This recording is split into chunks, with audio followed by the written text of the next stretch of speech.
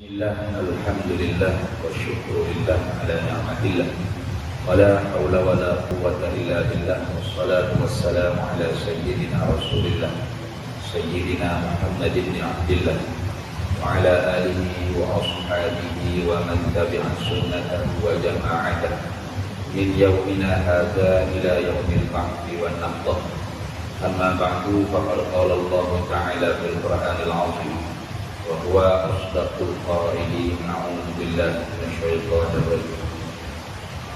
Qul innama ana basharun mithlukum yuha ilayya annama ilahukum ilahun wahid.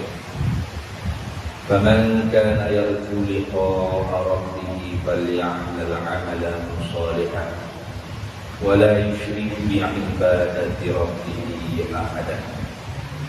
Katakanlah wahai Nabi Muhammad sallallahu alaihi wasallam, hanya saja aku ialah manusia, makhluk seperti kamu. Diwahyukan kepada aku hanya saja Tuhan kamu ialah Tuhan yang satu. Maka mana-mana orang yang harap untuk berjumpa dengan Allah Ta'ala akhirat kelak, maka hendaklah dia beramal dengan segala amalan-amalan yang baik, dan jangan dia menyembuhkan Allah dengan sesuatu selain daripada Allah Ta'ala sedikit pun. Sallallahu alaihi wasallam. Alhamdulillah, para hadirin semua, kami bersyukur kepada Allah Subhanahu wa taala yang segala limpah dan berkahnya. Allah Subhanahu wa taala memberikan kepada kita taufik, hidayah dan inayah jika kita selesai mengerjakan kewajiban fardu secara berjemaah, dan kita duduk sekejap masa untuk sama-sama kita memperingati inna dzikra tanfa'ul mu'minin, kerana peringatan itu dapat bermanfaat bagi orang yang benar-benar beriman kepada Allah Subhanahu wa taala. Ayat yang kita baca tadi itu salah satu daripada ayat-ayat Al-Quran yang dimulakan oleh Allah dengan kul. Tidak semua dalam Quran Allah Ta'ala kata kul. Tidak semua dalam Al-Quran, ayat Al-Quran Allah Ta'ala kata kul. Tidak. Tetapi ayat-ayat Al-Quran kalau tidak datang dengan kul me'amal, katakanlah wahai Nabi Muhammad sallallahu alaihi wasallam, sudah sememangnya Nabi itu kena kul. Ayat Quran ini memang Nabi wajib sampaikan kepada umat. Mustahil Nabi kita tu kitman, menyembunyikan itu. Bahkan wajib tabligh, wajib nyapa. Artinya kalau Allah tidak kata kul pun pasti akan disampaikan oleh Nabi sallallahu alaihi wasallam. Innama ana basyarun mithlukum, pasti Nabi akan bagi tahu kepada umat. Tapi Allah Ta'ala menekankan lagi, kul kata Nabi Muhammad sallallahu alaihi wasallam. Padahal memang Nabi kena kata, tidak. Alif lam mim ada dua. Ada Qul alif lam mim qul dzalikal kitab gitu kan. Dah, bukan semua ayat itu, tapi sampai dah ayat itu kepada kita. Sampai dzalikal kitab saya qulu subhan tilkar rusul faddalna ba'dahum ala ba'din. Ayat-ayat lain yang tidak ada qul pun Nabi sallallahu alaihi wasallam sampaikan juga kepada kita umat. Nah, kalau kira-kira tak perlu datang lagi qul, pasti Nabi akan bagi tahu. Innama ana basyarun mithlukum. Tiba-tiba ada di beberapa ayat-ayat Al-Quran Allah Ta'ala tekankan dengan kul, kata Nabi Muhammad sallallahu alaihi wasallam. Berarti ini orang panggil intibah,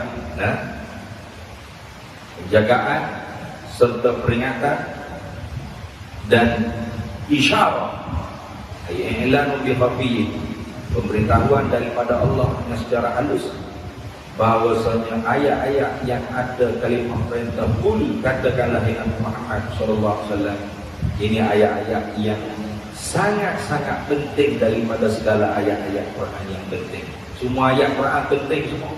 Tapi kalau yang ada kul, ini lebih penting daripada yang terpenting-penting. Ya, apa yang Allah Ta'ala perintahkan Nabi kita Muhammad SAW supaya tegaskan? Innama ana basyarun mithlukum. Hanya senya bermula aku, kata Nabi SAW, basyarun, ialah manusia. Mithlukum, yakni makhluk seperti kamu, dijadikan oleh Allah. Pokok dijadikan oleh Allah. Lembu, kerbau, ayam, itik, mereka, anjing, gunung, ganam, bukit, ungkau, gajah, rimah, semua ni makhluk dijadikan oleh Allah. Itu mana? Artinya di sini Nabi sendiri menegaskan bahawasanya Nabi SAW ialah makhluk Allah. Ialah makhluk, bukan khalik. Benda kena jadi, benda yang dicipta oleh Allah, bukan Tuhan yang menjadi, bukan yang mencipta. Alhamdulillah, karena itulah kita orang Islam tidak ada yang menyeleweng daripada pegangan yang diajar oleh Nabi SAW. Ada. Tidak ada umat Nabi SAW yang menerima akidah batiniah, menuhankan Nabi Muhammad. Ada. Dan akidah batiniah itu tidak berjaya diarus perdanakan. Kenapa? Nabi sendiri menegaskan, ana basyarun mithlukum. Aku ialah makhluk, aku ialah manusia, makhluk seperti kamu. Tidak seperti agama-agama yang terdahulu. Yahudi pernah buat penyelewengan, tahrif, tabdil, tadlil, penyelewengan, perubahan, penyesatan. Apa kata dia? Wa qalatil yahudu Uzairun ibnullah. Kata orang Yahudi, Uzair, Nabi Uzair, anak Allah. Wa qalatin nasara al-masih ibnullah. Kata buah-buah Kristian pula, Isa al-Masih, anak Allah, atau salah satu daripada Allah, ataupun apalah, tiga dalam satu ke, antara salah satu tiga Tuhan ke, dan sebagainya, macam-macam pula lah. Artinya agama-agama lain berlaku pada penyelewengan, sehingga mengangkat martabat nabi-nabi mereka hingga ke tahap Tuhan. Tapi perkara ini tidak berlaku kepada umat Nabi Muhammad SAW. Tak berlaku. Sahabat Nabi SAW sangat menghormati Nabi, beradab dengan Nabi, bahkan bertabaruk dengan Nabi SAW. Air Nabi tidak pernah sampai sempat jatuh ke bumi, disambut oleh sahabat, diminum, dilomor, ditubuh berdasarkan hadis-hadis yang sahih. Itu perilaku para sahabat. Dalam bekam Nabi diminum, bahan lebihan daripada Nabi diminum. Tapi tidak pernah sahabat menghakikatkan Nabi ialah Tuhan, Nabi anak Tuhan, Nabi salah satu daripada Tuhan. Tidak. Bahkan abduhu wa rasuluh, hambanya Allah, makhluknya Allah, dan utusannya Allah. Ini khususiyah untuk umat Nabi Muhammad SAW. Tetapi Nabi SAW bukan manusia biasa seperti kita. Ini perlu ditegaskan. Kenapa? Innama ana basyarun mithlukum yuha ilai. Diwahyukan kepada aku. Artinya Nabi SAW tidak sama seperti kita. Ada wahyu kita tu? Ada wahyu datang kepada kita? Ada. Artinya tak sama. Maka jangan lagi kita kata Nabi Muhammad manusia biasa seperti kita. Jangan. Manusia, ya manusia. Muhammadun bashar, ya. Nabi Muhammad manusia, ya manusia. Muhammadun bashar, laisa kal bashar. Muhammadun bashar, la kal bashar. Nabi Muhammad manusia, tidak seperti manusia biasa. Bahkan kalau nak dibuat banding kita dengan Nabi Muhammad SAW, bal bainal yaquti wal hajar. Bahkan Nabi Muhammad itu seperti batu intan berlian. Kita semua ni batu-batu kotor, batu-batu bukit. batu bukit, babu kota ni, kalau satu lori baru 200, 400 ini baru. Tapi kalau intan berlian, jangan kata satu lori, sebiji je. Oh, harga juta-juta. Itu harga nilaian dia. Jadi sama-sama batu, ya. Sama-sama makhluk, ya. Tapi ada kelebihan yang dilebihkan oleh Allah ke atas Nabi kita Muhammad sallallahu alaihi wasallam. Bahkan kita juga dapat kelebihan kerana Nabi sallallahu alaihi wasallam. Tak ada ni, kalau tidak Nabi, tidak dapat kita apa yang dikurniakan kepada kita umat di dalam bulan penuh mulia, bulan syahrun mubarakun, syahrun azimun, syahrun fihi lailatul khairun min alfi syahr. Ini semua ni kerana lebihnya Nabi Muhammad sallallahu alaihi wasallam. Apa tugas Nabi? Annama ilahukum ilahun wahid. Paling utamanya ialah menyatakan tentang Tuhan itu satu. Semua Nabi termasuk Nabi kita Muhammad sallallahu alaihi wasallam, tugas yang paling besar jaa bit tauhid, datang membawa tauhid. Karena asalnya fitrah manusia memang nak kepada Tuhan. Asal fitrah manusia memang dia nak kepada Sang Pencipta. Tetapi manusia tidak mungkin dapat kenal Sang Pencipta dengan semata-mata akal dia. Tak boleh. Maka karena itu dalam ahli sunnah wal jamaah, ma'rifatullah, mengenal Allah itu wajib bisyar'i la bil aqli. Wajib dengan hukum syarak, bukan dengan hukum akal. Artinya kalau para nabi tidak diutuskan, dan tidak sampai ajaran-ajaran tauhid kepada manusia tersebut, maka manusia tersebut tergolong di kalangan ahlul fatrah. Karena dalam Quran Surah Allah Taala sebut, "Ama kunna mu'adzibina hatta nab'atha rasulah." Dan tidak kami azabkan manusia secara free-free, itu tidak, hatta nab'atha rasulah, sehingga kami bangkitkan rasul kepada kaum tersebut. Itu Allah tidak zalim kepada hamba-Nya. Maka bila manusia tak boleh nak kenal Tuhan dengan semata-mata akal dia, mula dia mereka Tuhan dia sendiri, akhirnya menjadi musyrik. Ada juga yang buntu dalam kemusyrikan dia, susah bagi Tuhan banyak, akhirnya jadi mulhid. Apa? Senang-senang tak ada Tuhan. Etis. Dua-dua ni lampau. Maka Nabi yang bersalin termasuk Nabi kita Muhammad sallallahu alaihi wasallam, ja'a bit tauhid, datang membawa tauhid. Artinya Tuhan bukan tidak ada, tolak mulhid. Bahkan ada tu pula, bukan banyak, tolak musyrik. Satu tak ada Allah, artinya satu tak berbilang.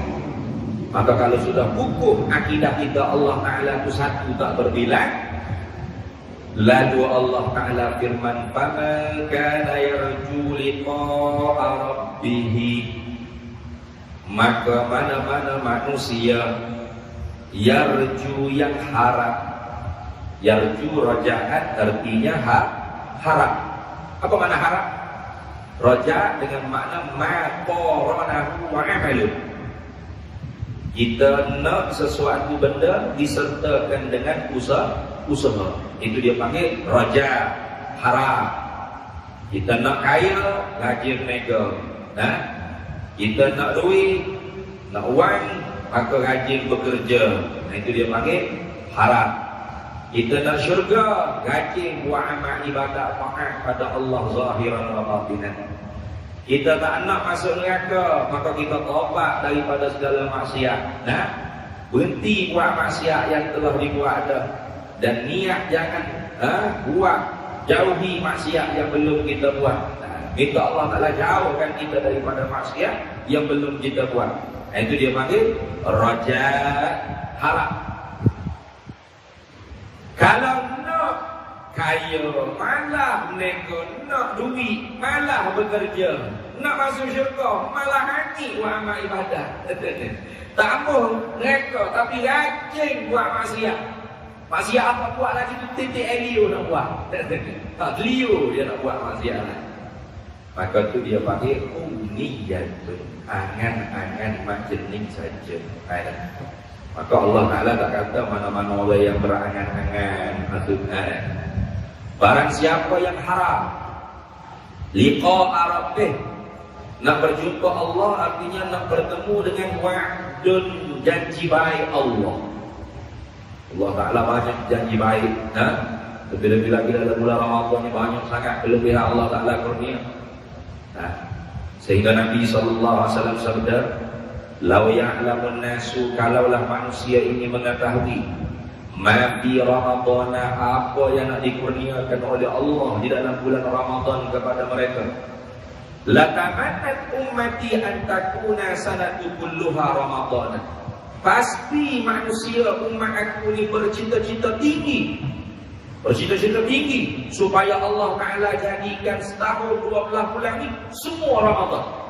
Tak ada Muharram, Safar, Rabiul Awal. Semua Ramadan. Bulan 1 Ramadan, bulan 2 Ramadan. Tak ada. Kalau kita tu tahu macam mana? Tahu dengan makna ainul yakin, hakul yakin, kamalul yakin. Macam kita sekarang pun tahu juga, cuma tahu kita tu ilmu yakin. Sekadar kita dengar ngaji, lepas tu kita pun yakin kata ada syurga, ada pahala. Oh, kalau tak yakin tak mandi sembahyang ni, tak rujuk dengan tazkirah kerjaan ni. Kalau yakin ada pahala, ada ganjaran Allah, niat i'tikaf ada pahalanya, maka kerana tu kita pun ikutlah buat amal ibadah. Pernah tengok ada syurga, nikmat-nikmat syurga depan mata? Tak benar. Kadang-kadang tu dapat kena pahala ada sembahyang kita baru di ilmu yakin. Itulah kadang-kadang lemah amal ibadah. Kadang-kadang rajin, kadang-kadang malam. Kenapa? Iman awal, orang awal. Kita ini orang awal. Tak macam para sahabat ni, kata Sayyidina Ali karramallahu wajhah, "Lau kushifal ghita'u," kalaulah dibukakan oleh Allah hijab dinding. Kalau Tuhan buka dinding hijab nampak syurga neraka, "Mazdadtu yaqinan," nescaya tidak bertambah apa-apa keyakinan dalam hati aku. Tak tambah apa. Kenapa? Sawab, kilah masalah. Tak nampak syurga, kau nampak syurga, kau yakin siapa nak nampak lah. Itu saral ghaibu kasyahadati. Jadi yang gaib tak nampak seperti nampak depan mata. Itu orang panggil yakin yang benar-benar tinggi. Buat amal tu semua nampak rata bila dari anak-anak syurga, berapa nikmat-nikmat syurga depan mata. Betul. Agak tinggi tu. Kalau bukan nampak syurga pula itu dah tak ada tambah apa-apa yakin dia. Tak macam orang tak yakin di dunia ni, akhirat esok baru nampak neraka, baru nampak syurga. Farji'na na'mal salihan inna muqinun. Hantar baliklah kami ya Allah ke dunia. Kami nak buat amal soleh dah. Kami baru yakin sekarang. Yakin tu la faidatalah. Ada faedah lah yakin tu. Sebab tu yakin nak bermanfaat, berfaedah, yakin kita yakin ketika mana sekarang hidup. Jahadahkan, usahakan keyakinan kita lebih daripada semasa ke semasa lebih tinggi. Maka apa syaratnya orang itu nak dapat janji baik Allah? Falyamal amalan salihan. Ini satu. Apa falyamal amalan? Lam pada kata falyamal itu dia panggil lamul amri. Lam maknanya menunjuk perintah, amar, suruh. Al-amru hakikatan lil wujud. Perintahnya hakikat makna yang sebenar ialah wajib. Sehinggalah ada dalil yang menunjukkan dia tidak wajib, maka turun ke bawah sikit, iaitu sunat. Artinya falyamal amalan salihah. Siapa yang nak masuk syurga Allah, siapa yang nak jumpa dengan janji-janji baik Allah akhirat kelak, falyamal amalan salihah, maka wajib dia beramal dengan amal yang baik-baik. Baik buruk ni kita ikut kepala otak kita. Saya rasa baik Ustaz. Ya kira rasa. Jangan at-tahsin wa takbih bi syar'i la bil aqli. Itu ahli sunnah wal jamaah. Baik buruk itu dihukum dengan syarak, bukan dengan akal, dengan rasa, tidak. Kalau syarak kata baik, maka benda itu baik walaupun kita rasa buruk. Buruk lah, syarak kata baik, baik. Benda itu kalau syarak kata buruk, maka buruk walau kita kata baik. Itu kita orang ahli sunnah wal jamaah. Jangan kira Mu'tazilah. Kalau Mu'tazilah at-tahsin wa takbir bil aqli la bi syar'i. Baik buruk akal yang menentu, akal yang boleh tentukan ini baik, ini buruk. Tidak memerlukan syarak yang datang mengajar. Tak perlu syarak datang bagi tahu. Itu Mu'tazilah. Jadi jaga-jaga. Bima-bima takut kita jadi Mu'tazilah, takut kita sedar-sedar. Nah, oh baik apa saya buat. Kan? Baik buruk itu dikira dengan syarak. Maka bagaimana amal kita nak jadi amal yang baik? Maka kena ya'ti biha 'alal wajhil ma'muri biha. Mendatangkan segala perintah amal ibadah zahiran wa batinan yang disuruh oleh Allah di atas wajah, cara, kaifiat yang dikehendaki oleh Allah. Bagaimana nak tahu? Al-ilmu, ilmu ada. Maka sebab itu para hadirin semua, jangan kita anggap majlis-majlis ilmu di antara maghrib dan isya itu sebagai mengisi ruang-ruang kosong. Jangan. Nah, setengah-setengah orang kita itu dia anggapan isi masa ruang antara maghrib dan isya sambil-sambil. Bahkan setengah-setengah masjid surau itu tak ada pengajian hukum hakam syarak. Memada dengan tajuk-tajuk. Sebulan 30 hari itu tajuk semua. 1 hari bulan bapak disali, 2 hari bulan keluarga bahagia, 3 hari bulan anak bengong, macam-macam. Penuh tajuk. Sehingga jemaah situ dah daripada muda sampai ke tua duk sembahyang jemaah, kadang-kadang tak tahu hukum muafiq masbuk, tak tahu syarat mengikut imam, mutaba'ah imam, syarat qudwah mengikut imam, tak tahu. Nah, kenapa tak pernah belajar? Tak tahu akidah ahli sunnah wal jamaah. Tak tahu. Kenapa? Tidak ada orang panggil tafaqquh fiddin. Paling kurang ilmu tauhid, mengesahkan iman, fiqh, mengesahkan amal zahir kita daripada ibadahnya, muamalahnya, munakahatnya dan sebagainya, dan tasawuf, akhlak, takhalli sifat mazmumah, mujahadah, lawan segala sifat-sifat yang dibenci oleh Allah, dicela oleh Allah, dan bersepakat kita dengan sifat-sifat yang dipuji oleh Allah. Itu ada kurang. Cukuplah tajuk-tajuk. Nah, bulan Ramadan tak apalah atas kira berarti ni. Ni lepas Ramadan ni. Sebab setengah-setengah orang kita tu dia ingatkan ibadah maghrib isya. Sembahyang maghrib, sembahyang isya itu ibadah. Ngaji itu ibadah besar lagi. Al-ilmu imamul amal wal amalu ma'munuhu. Ilmu itu imam bagi amal, amal makmum bagi ilmu. Artinya bila sebut tu imam, tak pernah tu imam duduk belakang kita, duduk depan tu imam tak pernah. Betul tak? Mesti tu imam duduk depan. Ju'ilal imam liyu'tamma bih. Dijadikan imam tu untuk diikut. Artinya mesti di depan. Kalau kita nak ikut, macam mana dia duduk belakang kita nak ikut? Awak tahu jalan Putrajaya? Tahu? Oh, saya tak tahu. Saya ikut awak. Okey, ikut-ikut kita duduk depan dia. Ikut apa? Mesti dia duduk depan kita nak ikut. Samalah amal kita. Mesti didasari dengan ilmu. Di bulan Ramadan ni rajin oleh tadarus. Bagus. Dan itulah sunnah Nabi SAW. Tiap-tiap malam Jibril itu bertadarus dengan Nabi SAW.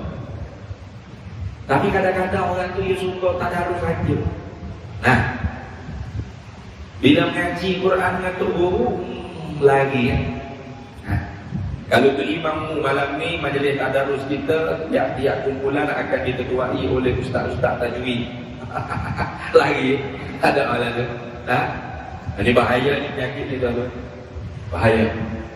Baca Quran tidak ada hukum wajib melainkan Al-Fatihah, rukun qauli dalam sembahyang, atau bacaan-bacaan yang kita nazar. Selain daripada itu, bacaan Quran itu hukumnya sunnah. Tapi bila kita nak buka mulut sebut ayat Al-Quran, wajib dengan tajwid. Ayo. Warattilil Qur'ana tartila. Tartilkan bacaan Quran kamu akan sebagai tartil. Apa tartil? Tajwid. Apa makna tajwid? Ri'ayati makharijil huruf wa sifati wa fi wa wasli wa ibtidai. Meraihkan tempat keluar huruf, makhraj, sifat-sifat huruf, tempat berhenti, tempat wakaf, tempat wasal, tempat mula ayat. Ini dia pakai tajwid. Hukumnya apa? Tajwiduhu fardun kama sholati. Ulama kata, wa inkaruhu kufrun. Tajwidkan bacaan Quran itu fardu sebagaimana sembahyang 5 waktu. Ingkar kewajiban baca Quran dengan tajwid boleh menyebabkan kufur sebagaimana ingkar kewajiban sembahyang 5 waktu. Ini bahaya. Jadi jangan kita orang panggil lupa, lalai daripada yang wajib. Hanya gemar benda sunat. Sepatutnya di samping kita gemar benda sunat, yang wajib kita tidak lupa untuk menunaikan. Itu bawa tu. Jangan kita jadi seperti Ibnu Athaillah Al-Sakandari kata, min alamat ittiba'il hawa musara'atu min nawafil khairat wa takasur 'anil huquqil wajibat. Setengah daripada tanda-tanda orang yang tertipu hawa nafsunya dalam beramal ibadah. Dalam beragama ni ada juga orang tertipu dengan hawa nafsu. Bagaimana? Musara'atu min nawafil khairat. Bersegera dalam benda sunat. Benda sunat berakhir tu. Jom kita tadarus. Saya tak pandai baca Quran, tak apa. Awak saya lebih kurang je. Awak walau bowling saya kan nak bunuh dia. Kita sama-sama wadah buat ada ramai-ramai. Betul. Tapi wattakasulu 'anil huquqil wajibat. Malas, segan, tidak mahu menunaikan kewajiban-kewajiban. Baca Quran sunat, mengaji Quran itu wajib. Gaji baca Quran, tapi bila mengaji itu pakai lagi siap. Itu bimbang kita takut termasuk di kalangan orang baqaril Quran, Al-Quran ya. Karena orang membaca Quran tapi Quran melaknatinya karena apa? Setengah daripadanya baca tidak betul. Ataupun baca betul tapi tidak faham makna, tidak tadabbur. Atau betul faham makna tetapi tidak tatbiq, tidak laksana. Dan itulah yang paling besar Al-Quran ini. Syahrul Ramadan alladzi unzila fihi Al-Quran hudan linnas wa bayyinatin huda wal furqan. Jadi jangan kita ambil mudah dengan ilmu. Saya cukup kalau panggil juga cerita tengok di dalam Twitter baru-baru ini. Bila berlaku di Gombok itu kan, di masjid di Gombok itu azan awal 3 minit. Maka mufti telah mengeluarkan fatwa mana-mana yang telah terbuka puasa dengan sebab dengan azan itu wajib kena qadha. Ya memang itu Pak Mazhab, ittifaq Pak Mazhab. Jangan kira lah pendapat-pendapat yang syadz. Mazhab yang apa? La ibrata bi zanni bayyin qadha. Tidak boleh diwakil dengan sangkaan yang nyata oleh salaf. Kita suka masuk dah, maka tak masuk lagi. Azan-azan ingat kau maghrib. Maka tidak di-i'tiraf, tak sah. Berdasar tak dasar, nanti qadha. Itu Pak Mazhab sepakat gitu. Tapi sayangnya netizen maki mufti lebih alim dia. Apa pun bangang mufti keluar fatwa menyusul orang gini. Dah. Susah lagi zamannya. Maka nak cakap apa hakam belaka. Tak boleh orang jadi semua. Kita masing-masing ada pengajian masing-masing, ada bidang masing-masing. Cuba saya ni yang tak pernah ambil medik, tak pernah ambil farmasi, tapi saya nak cakap soal Panadol, soal ubat, soal vaksin, agak-agak tuan semua boleh terima lah. Saya nak cuba nak cakap, tak kira agak-agak tuan-tuan boleh terima lah. Saya kata para hadirin semua, Panadol yang kita duk makan ke mulut, selalu kalau demam, sumbak ke mulut. Sumbak sebenarnya tak betul, salah. Cara yang betul kita makan, kita kena lepih dua. Satu ke punggung, satu ke mulut. Agak tuan-tuan boleh terima. Salah doktor-doktor ajar. Agak boleh terima. Jangan kata boleh terima. Persatuan doktor pakai sama saya. Kata Pak Ikhman mana pula ni? Dia tu mengaji medis bila ni? Tak pernah ada mengaji kedoktoran, perubatan. Yalah sekolah menengah dulu adalah fizik, kimia, biologi. Bukan. Tak maksud itu asal ya. Boleh terima tak saya cakap tentang apa? Ubat tadi. Tak boleh. Kenapa? Saya tak mengaji tu. Samalah hukum hakam agama. Orang nak boleh jadi guru ustaz ni kalau di pondok, hafal jurumiyah, hafal ikriti, hafal alfiyah, hafal mutu-mutu nak ilmu, mengaji kitab boleh ke boleh, ambil tester, kadang-kadang lulu, kadang-kadang tak lulu dan sebagainya. Bukan senang. Tak lulu, berganda tahun, umur meningkat. Kelas mengaji masih ibtidaiyah, kadang-kadang masih sanawiyah, umur dah 20 dah, tak masuk lagi aliyah. Tak boleh ke dulu. Kita senang digerak pewalam polik, tak tahu alih motor ke mana tiba-tiba. Lalu tu, aduh. Jangan. Ini perkara yang sangat menduga cinta. Dan yang terakhirnya, sampai buah apa ni? Boleh gini? Yang terakhirnya, wala yusyrik bi ibadati rabbih ahad. Ini jangan menyemutukan Allah dengan sesuatu selain daripada Allah Ta'ala, sikit pun jangan. Maka syirik ni para alim ulama kita garis ada dua. Pertama syirkul akbar atau syirik jali, syirik terang-terangan atau syirik besar. Ini syirik di dalam ilmu akidah, dalam ilmu tauhid, dalam ilmu sifat 20 perbahasan dia. Satu lagi syirik dipanggil syirik khafi, syirik tersembunyi, syirik halus atau syirik asghar, syirik kecil. Kecil kenapa? Tak apa. Ada dua amal riya, ujub, sum'ah, takabur. Tapi syirik ini kalau kita taubat, mudah-mudahan Allah Ta'ala ampun. Ataupun Allah nak ampun, tak ada karena syirik itu berdosa. Yang besarnya ialah syirkul akbar. Maka syirik akbar, syirik akidah kita kata. Syirik akidah bagaimana? Ini dengan ilmu. Karena rupa-rupanya ada ustaz tak faham syirik. Ini saya baru tahu. Syirik ni gini, kita berpegang, kita i'tiqad dalam hati. Sama ada sesuatu selain daripada Allah, sama seperti Allah pada zat dan pada segala sifat. Atau ada selain daripada Allah yang berhak disembah seperti Allah. Atau ada selain daripada Allah yang mampu memberi manfaat, mudarat, memberi bekas, memberi kesan pada perbuatannya sama seperti perbuatan Allah. Maka inilah dia panggil syirik. Syirik. Hamba baru-barunya iman. Ada saudara Amin Idris, pengacara TV. Dia ajak invite untuk diskusi santai dalam Facebook dia bersama dengan saudara daripada Ustaz pihak Asatizah Salafiyah, Wahabiyah Salafiyah, Ustaz Al-Fadhil, Ustaz Adli nama dia.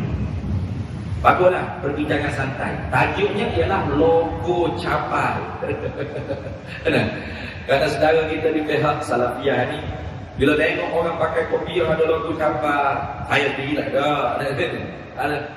Ini syirik, capaliun, penyembah capa. Siapa tahu tu? Musyrik. Kenapa? Karena tabarruk dengan logo. Saya kata begini Ustaz, sama ada logo capal ke Panadol ke nasi ke air ke apa saja makhluk Allah sama taraf apa? Tidak dapat memberi manfaat dan mudarat. Jangan kata logo capal. Makan Panadol, kalau kita i'tiqad Panadol yang memberi sehat, menghilangkan demam, musyrik kekal dalam api neraka Allah. Wala'iyadzubillah. Jangan kata logo apa? Makan nasi, kita i'tiqad nasi yang memberi kenyang, itu syirik. Katanya Ustaz tu, tidak Ustaz, logo campur dengan Panadol berbeza juga. Panadol ada bahan kimia yang mampu menghilangkan virus-virus demam. Sudah saya kata astagfirullahaladzim. Ini Dia nak tuduh umat Islam dengan syirik, rupa-rupanya syirik itu sudah ada dalam diri dia. Ada. Maka sebab itu saya besar para hadirin semua tentang syirik. Pertama, kita kena bimbang takut kita syirik. Satu. Pastikan akidah kita benar-benar murni tauhid. Kalau kita benar-benar faham akidah Ahlussunnah wal Jamaah tauhid, kita tidak berhak dituduh dengan syirik. Walau kita cium tangan ibu bapa kita, walau kita cium kaki ibu bapa kita, walau kita cium tangan tutu guru kita, walau kita cium hajar al-aswad, walau kita ambil tabarruk barakah, bekah makan, bekah minuman sahabat-sahabat kita, kita tak berhak dituduh musyrik. Kita tidak berhak dipersamakan dengan Kristian, dengan Hindu, dengan Buddha. Kenapa? Ini akidah kita, kita i'tiqad dengan jazim, putus. Allah yang memberi bekas, Allah yang memberi manfaat dan mudarat. Bahaya sungguh ya Allah. Jadi sebab itu betul sungguh Nabi kata, inna akhwafakum rajulun yaqra'una al-Qur'ana hatta ru'yat 'alaihi ba'dan ja'a ila qaumihi bisayfihi faqala asyraqtu. Benda yang paling aku takut kata Nabi berlaku kepada kamu ialah orang yang membaca Al-Quran dengan petahnya sehingga wajahnya bercahaya dengan cahaya Al-Quran. Apa? Ibarat ramai yang mengikut. Tetapi datang faja'ila qaumihi, datang kepada kaumnya bisayfihi dengan pedang. Apa? Isyarat dengan istihlal dan menghalalkan darah. Apa? Faqala asyraq. Kalian musyrik. Sahabat Nabi tanya, "Man ahadku bisyirki ya Rasulullah? Ar-rami balil marmi." Siapa yang berhak dengan musyrik ya Rasulullah? Orang yang menuduh atau yang dituduh? Rasulullah sallallahu alaihi wasallam sabda, "Balil rami ahadku bisyirki." Bahkan yang menuduh umat ini lebih berhak dengan syirik. Masya Allah, hadis Nabi SAW. Nah, betul sungguh. Kita mengaji ilmu akidah macam mana? Wa man yakul bi quwwatil muda'ati fazaka kufrun 'inda ahli millati. Wa man yakul bi quwwat wa man yakul bi tab'i aw bi illah fazaka kufrun 'inda ahli millah. Wa man yakul bi quwwatil muda'ati fazaka bid'iyun fala taltafit bi. Itu disebut dalam akidah Ahlussunnah wal Jamaah.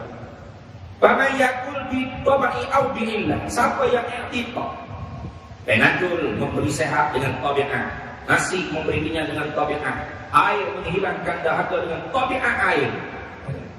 Ataupun ilah apa? Kerana penadol kita sehat, kerana nasi kita minyak, kerana air kita hilang dahaga. Fadzaka kufrun 'inda ahli billah. Maka inilah akidah musyrik, kufur di sisi Ahlussunnah wal Jamaah.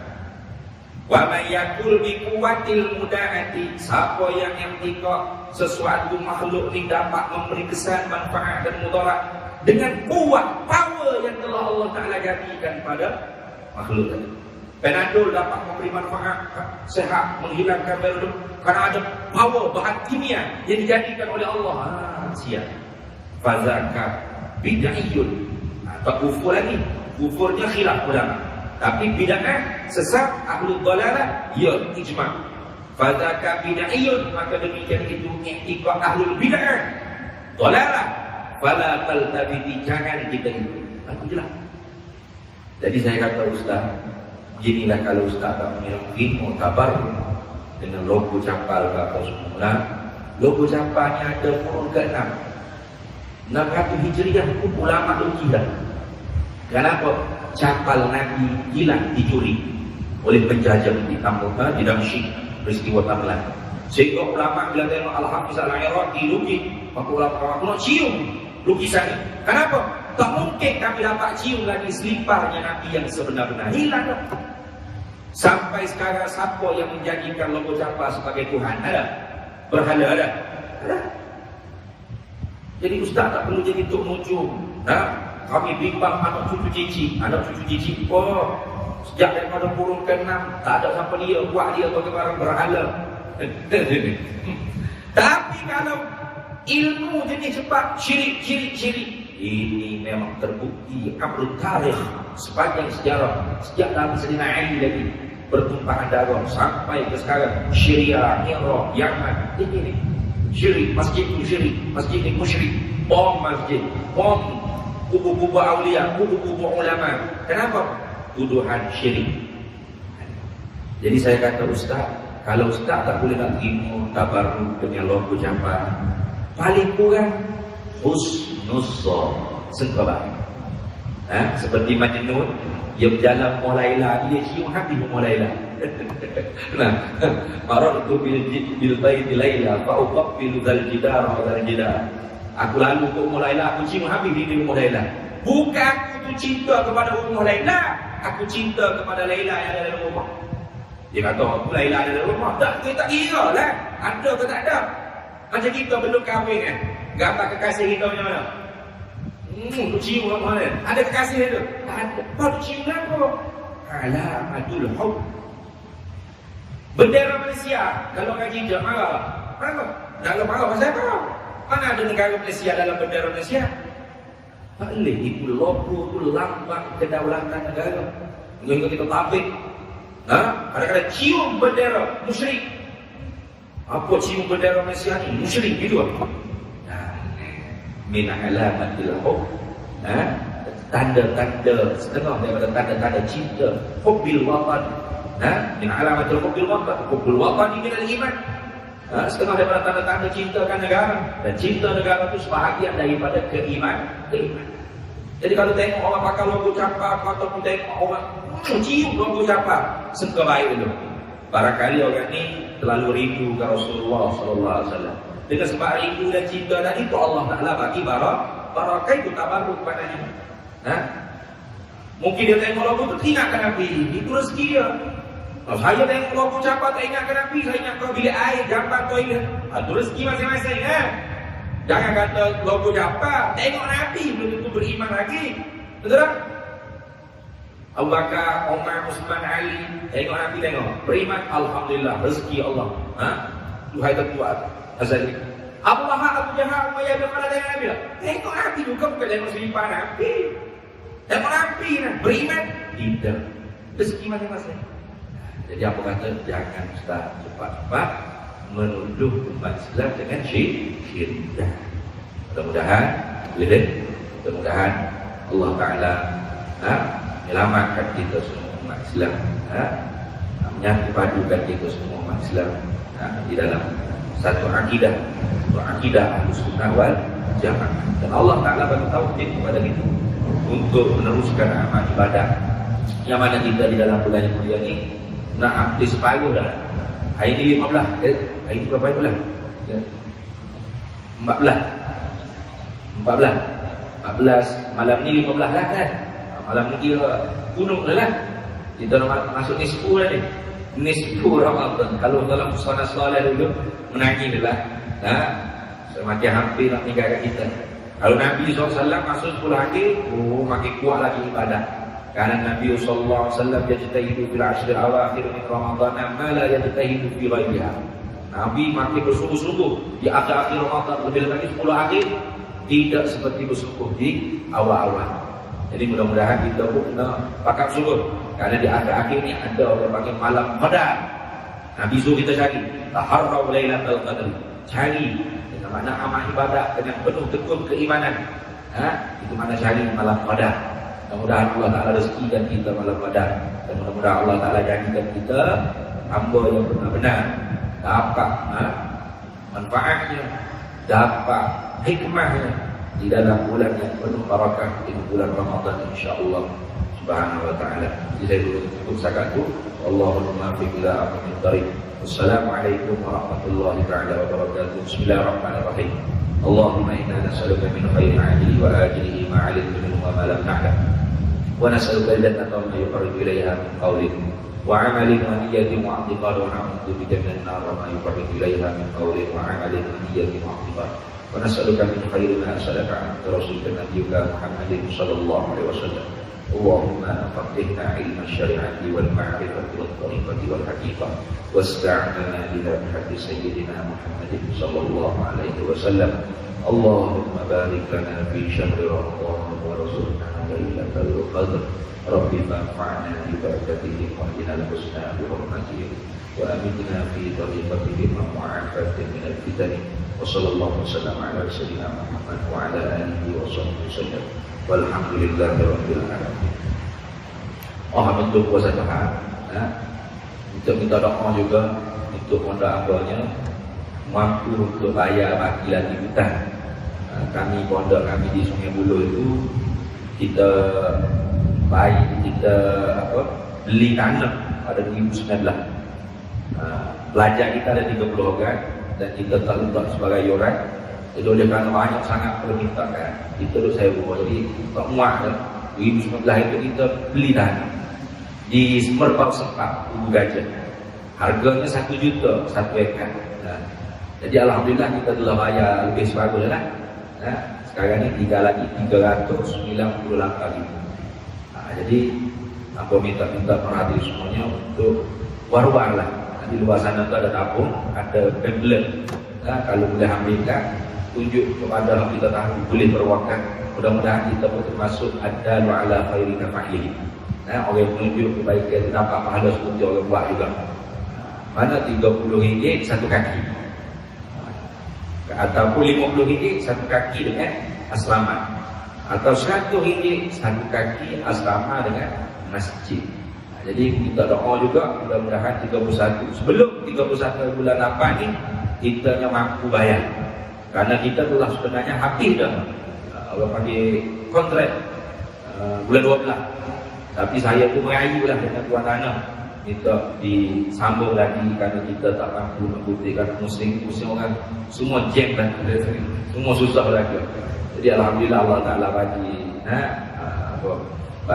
lembut hati tuan tanah. Alhamdulillah dia setuju untuk sambung 8 bulan ke depan. Jadi apa yang minta dulu lah tuan-tuan semua kalau ada semaya ke hajat ke apa seling dalam doa-doa, mudah-mudahan Allah Taala boleh Allah Taala tolong untuk cepatkan lunas hutang tanah pondok, insya-Allah. Itu saja. Assalamualaikum.